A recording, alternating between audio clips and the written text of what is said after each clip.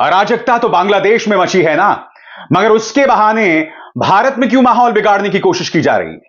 भारत के गरीबों को क्यों निशाने पर लिया जा रहा है? सबसे बड़ी बात, भाजपा सांसद आखिर भारत में तलवारें रखने के लिए क्यों नसीहत दे रही हैं? आज न्यूज चक्र में एक नहीं दोस्तों, दो मुद्दे होंगे। मुद्दा नंबर एक, क्या बांग्लादेश के सहारे भारत में अराजकता मचाने की साजिश? और मुद्दा नंबर दो, विनेश फोगाट, क्या इंडियन ओलंपिक एसोसिएशन ने या भारतीय ओलंपिक संघ ने विनेश फोगाट का साथ छोड़ दिया? और मैं ऐसा क्यों कह रहा हूं दोस्तों, वो जरूर सुनिएगा। मगर सबसे पहले मैं बात करने जा रहा हूं बांग्लादेश की। इसमें दो राय नहीं है कि बांग्लादेश में हिंदुओं को निशाने पर लिया गया है। मैं ये बात बार बार कहता रहा हूं। कम से कम 27 जिलों में कई जगहों पर हिंदुओं को निशाने पर लिया गया है। मगर आज मैं आपके सामने चंद सवाल रखना चाहता हूं। आखिर क्या वजह है कि यहां भारत के अंदर झूठे वीडियोस का प्रचार प्रसार किया जा रहा है? क्या वजह है कि संस्कारी पॉलिटिकल पार्टी के जो समर्थक हैं वो हजारों की तादाद में नहीं, लाखों की तादाद में, मिलियंस की तादाद में झूठे वीडियोस का प्रचार प्रसार कर रहे हैं? और मैं मिलियन शब्द का क्यों इस्तेमाल कर रहा हूं दोस्तों? क्योंकि वीडियो एक व्यक्ति जारी करता है मगर उससे कम से कम 10 लाख लोग देख रहे हैं। झूठे वीडियोस जिसका कोई नाता बांग्लादेश के साथ नहीं है, जो पहले के वीडियोस हैं, मगर यह बताया जा रहा है कि देखो किस तरह से हिंदुओं को अपमानित किया जा रहा है। और हो यह रहा है दोस्तों, उसका परिणाम यहां भारत पर दिख रहा है। आप जानते हैं ये व्यक्ति कौन है जेल के अंदर? इसका नाम है पिंकी चौधरी। इसने क्या किया था आपको जानते हैं? ये गाजियाबाद में जाता है, कुछ गरीब मुसलमानों की झुग्गी झोपड़ियों पर हमला बोल देता है। इसने बुजुर्ग मुसलमानों की पिटाई की, वहां मौजूद लोगों की बुरी और बेरहमी के साथ पिटाई की। नतीजा, उत्तर प्रदेश पुलिस को सक्रिय होना पड़ता है और बयान जारी करना पड़ता है कि जिन गरीबों पर इस आदमी ने निशाना साधा था वो बांग्लादेशी नहीं थे। इस व्यक्ति ने कानून को अपने हाथ में लिया और वहां बसे गरीब मुसलमानों पर हमला किया। सुनिए पुलिस उस पूरी घटना के बारे में क्या कह रही है। आपको क्या लगता है दोस्तों, यह महज अपवाद है, यह एक्सेप्शन है? बिल्कुल नहीं। मैं आपको बतलाना चाहता हूं, यह है आपकी स्क्रीन पर कंगना रनावत। कंगना रनावत ने बांग्लादेश के बहाने भारत में तलवार रखने की नसीहत दे डाली। यह तो सरासर मूर्खता है ना। तनाव बांग्लादेश में हो रहा है, अराजकता बांग्लादेश में, और हम माहौल बिगाड़ रहे हैं भारत का। यही तो पाकिस्तान चाहता है, यही तो चाइना चाहता है। हो क्या रहा है दोस्तों, तमाम जगहों पर जहां जहां से लोकतंत्र खत्म हो रहा है उसमें चाइना का हाथ बताया जा रहा है। लगातार बताया जा रहा है कि इसके पीछे चाइना और पाकिस्तान की साजिश है। श्रीलंका में और अब बांग्लादेश में। सबसे बड़ा सवाल कि क्या हम चाइना और पाकिस्तान को कामयाब होने देंगे? नहीं होने देंगे ना। फिर आखिर क्या वजह है कि कंगना रनावत भारत के अंदर तलवार रखने की वकालत कर रही हैं? उनका क्या बयान है, मैं आपको पढ़ के सुनाना चाहता हूं। शर्मनाक बयान है आपकी स्क्रीन पर। शांति कोई हवा या सूरज की रोशनी नहीं है जिसके बारे में आप सोचते हैं कि यह आपका जन्मसिद्ध अधिकार है और यह आपको मुफ्त में मिलेगी। महाभारत हो या रामायण, दुनिया के इतिहास में सबसे बड़ी लड़ाई शांति के लिए लड़ी गई। अपनी तलवारें उठाएं और हर युद्ध शैली का अभ्यास करें। अगर ज्यादा नहीं तो हर दिन आत्मरक्षा के लिए 10 मिनट का समय दें। विश्वास में समर्पण करना प्रेम है, परंतु भय में समर्पण करना कायरता है। इस्राएल की तरह अब हम भी चरमपंथियों से घिर गए हैं। हमें अपने लोगों और अपनी भूमि की रक्षा के लिए तैयार रहना चाहिए। साफ तौर पर यह तैयारी की बात कर रहा है। मैं भारत सरकार से पूछना चाहता हूं, विदेश मंत्रालय से पूछना चाहता हूं, क्या भारत पर कोई खतरा है? क्या भारत पर कोई हमला होने वाला है? क्या उस हमले के बाद भारतीय नागरिकों के अधिकार जो हैं वो रौंद दिए जाएंगे? यह सवाल किया जाना चाहिए। यह मोहतरमा बांग्लादेश के बहाने यह अराजकता क्यों मचा रही हैं? और यह सांसद हैं, कोई दो रुपल्ली ट्रोल नहीं है, मगर इस तरह की बयानबाजी कर रही हैं। आपको दो तस्वीरें मैंने दिखाई, कंगना रनावत और पिंकी चौधरी। ये दोनों एक ही ख्याल के हैं। इनका मकसद है कि भारत के अंदर तलवार की बात करो, हिंसा की बात करो और भारत का माहौल बर्बाद करो। सबसे बड़ी बात, एक तरफ भाजपा के सांसद इस तरह के जहरीले बयान दे रहे हैं, दूसरी तरफ प्रधानमंत्री नरेंद्र मोदी को उनकी जिम्मेदारी से बचाया जा रहा है। उसके लिए आपको मिलना होगा अनुराग ठाकुर से। इन्होंने क्या बयान दिया कुछ देर बाद, मगर जैसा कि मैं आपको लगातार बता रहा हूं कि अराजकता बांग्लादेश में है, मगर माहौल को यहां भारत में बिगाड़ने की कोशिश की जा रही है। फेक न्यूज भारत से उभर रही है। मैं एक बात स्पष्ट कर दूं, मैं आपसे बार बार कह रहा हूं, बांग्लादेश में हिंदुओं पर निशाना साधा गया है, मगर उसके बहाने हम अपने देश का माहौल बर्बाद नहीं कर सकते। देखिए किस तरह हिंदू सड़क पर उतरे हैं और हरे राम हरे कृष्ण के नारे लगा रहे हैं। और ये सड़क पर क्यों उतरे हैं?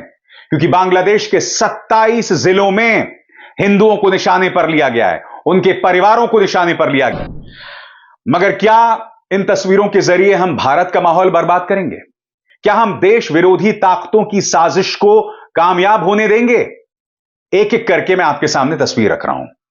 सबसे पहले दोस्तों, यहां पर आवामी लीग की एक लीडर है जिनका नाम है अफसाना एबाद टिक्की। उनकी पिटाई की जा रही है, उन पर दबिश डाली जा रही है, उन पर ज्यादती हो रही है।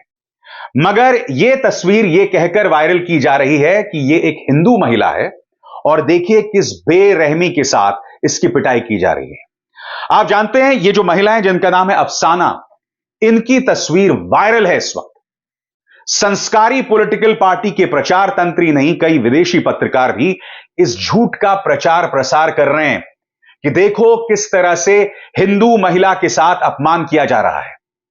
आपको यहां पर साजिश नहीं दिखाई दे रही है? सबसे बड़ी बात, जब इसका नाम अफसाना है तो फिर यह क्यों कहा जा रहा है कि यह हिंदू महिला है? मैं आपको बतलाना चाहता हूं, अफसाना का वीडियो इस वक्त वायरल है। हकीकत यह है कि अफसाना एक मुस्लिम है, आवामी लीग की सपोर्टर है, यानी शेख हसीना की पार्टी की सपोर्टर है। इसीलिए भीड़ इनको निशाने पर ले रही है, जो गलत है, नहीं होना चाहिए। मगर झूठ यह फैलाया जा रहा है कि हिंदू महिला को निशाना साधा जा रहा है। अब मैं आपको एक और तस्वीर दिखाता हूं दोस्तों। यह तस्वीर देखकर यह वायरल किया जा रहा है कि देखो वहां की पुलिस किस तरह से हिंदुओं की पिटाई कर रही है। अब यह हिंदू नहीं है, यह वहां कोई चोर है। अब यह चोर पकड़ा गया है बांग्लादेश में और उसकी पिटाई हो रही है। मगर व्यापक पैमाने पर यह बताया जा रहा है कि देखो बांग्लादेशी पुलिस वहां के हिंदुओं पर दमन कर रही है। मैं एक बात स्पष्ट कर दूं, हिंदुओं पर अत्याचार हो रहा है, मगर आपको झूठी तस्वीर, झूठे वीडियोस का सहारा क्यों लेना पड़ रहा है? बताइए, झूठ का सहारा क्यों लेना पड़ रहा है? और मैं आपको बतलाना चाहता हूं, इस साजिश में कई विदेशी पत्रकार भी शामिल है। मसलन ये कोई डैनियल बॉर्डमैन है जो नेशनल टेलीग्राफिक में काम करते हैं।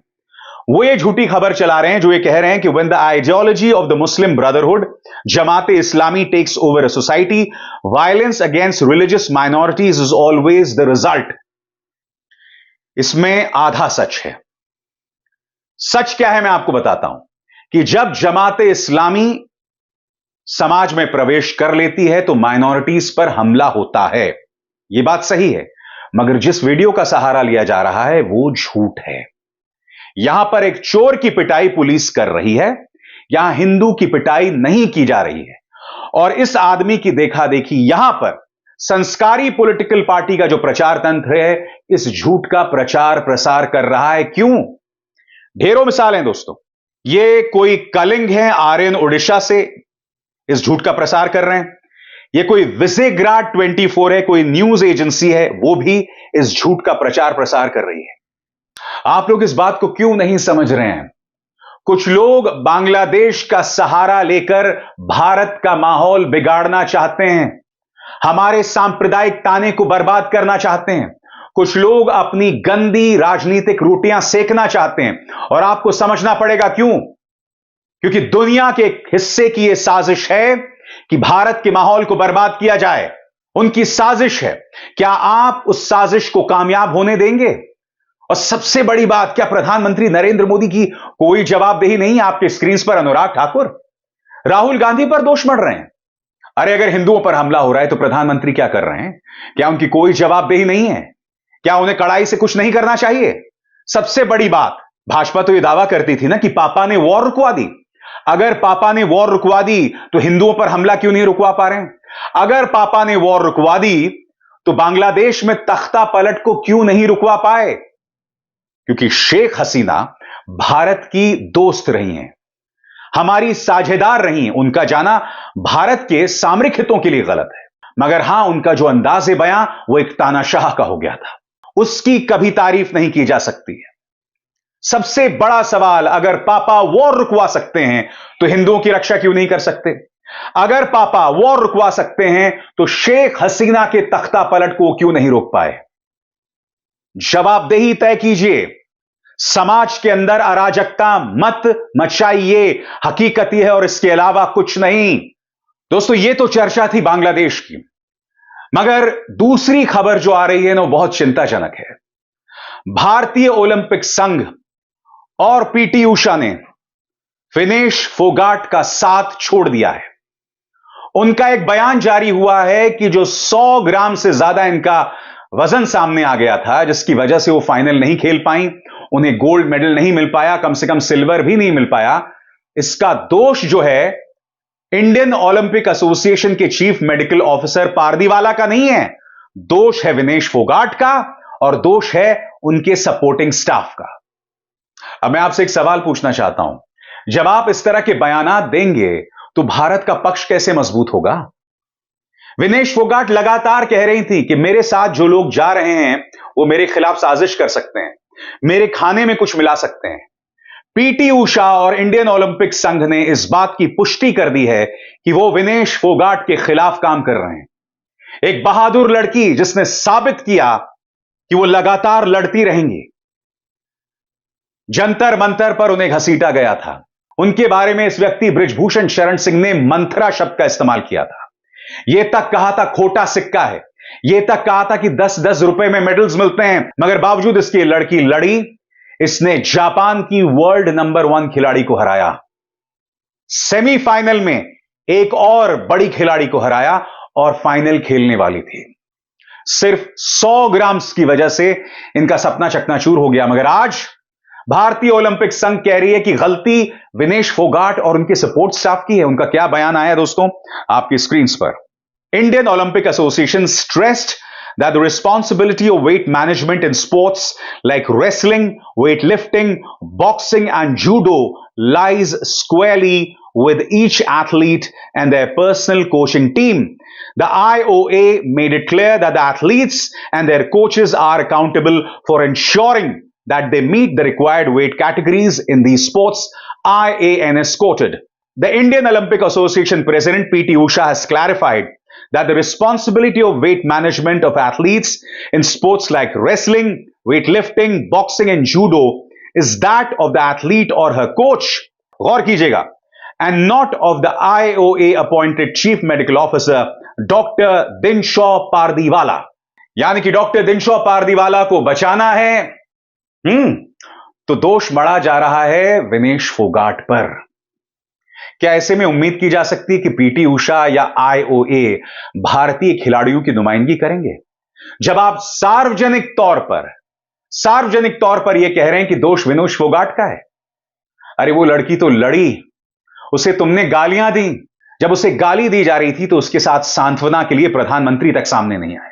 हां, यह बात अलग है कि जब विनेश फोगाट को मेडल मिला था इससे पहले, तब तमाम खिलाड़ियों को प्रधानमंत्री ने अपने घर बुलाया था, मगर आज उसके साथ कोई नहीं है। याद कीजिएगा, जब विनेश फोगाट ने जापानीज नंबर 1 को हराया था, प्रधानमंत्री चुप थे।